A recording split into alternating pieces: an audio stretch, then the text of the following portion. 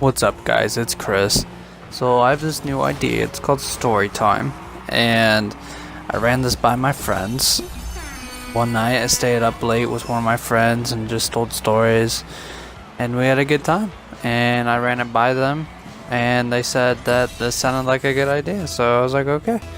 So most of them are gonna be funny, but this one's kind of scary and eye-opening, I would say.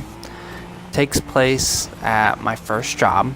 I did maintenance work for subways around Indiana, and first starting off, I went up to the headquarters quite a bit, and the headquarters was like 2 hours away, but it was you took highways mostly on the way there, so it was pretty much a straight shot. And I was driving up there, and I've done this a couple times, and I was perfectly fine. But on this day, I was just so tired, and I had been, like dozing off every now and then out of nowhere. And you know how your brain does when you think you're fully awake, but you're not, and your brain's like tricking you, I would say. This happened once to me, and I had dozing off a couple of times, but I woke right back up. But this one time I had dozed off and my brain had tricked me, and I thought I was fully awake focusing on the road, but I wasn't. And I heard a voice in the back of my utility van. I drove a utility van to carry my tools and stuff, and I was driving there, and I heard a voice in the back of the van, and it sounded familiar. I just didn't know, I couldn't pinpoint whose voice it was. And I heard it again, and this time it said, "Wake up." I was like, what?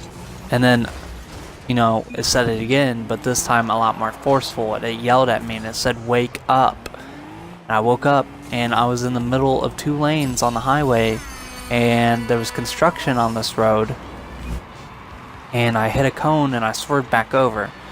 Thankfully, I had to wake up at like 6 o'clock in the morning, so there wasn't too many people on the road, but there were still people in front of me, people behind me, but it wasn't congested like traffic, like when you get like a really bad poop and you have to go. It wasn't like that. Anyways, so personally, I think it was a guardian angel, or Jesus, guardian angel taking a voice of one of my friends so I would listen.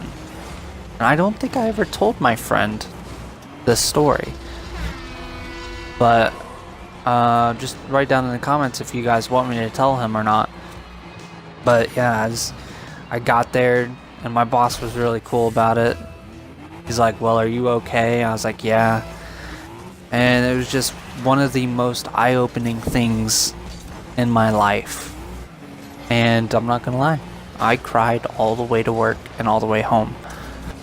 But finally when I got home, I had pinpointed the voice and figured out who it was.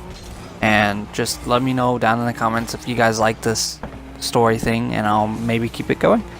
But thanks for watching, and I'll see you guys in the next story. Thanks.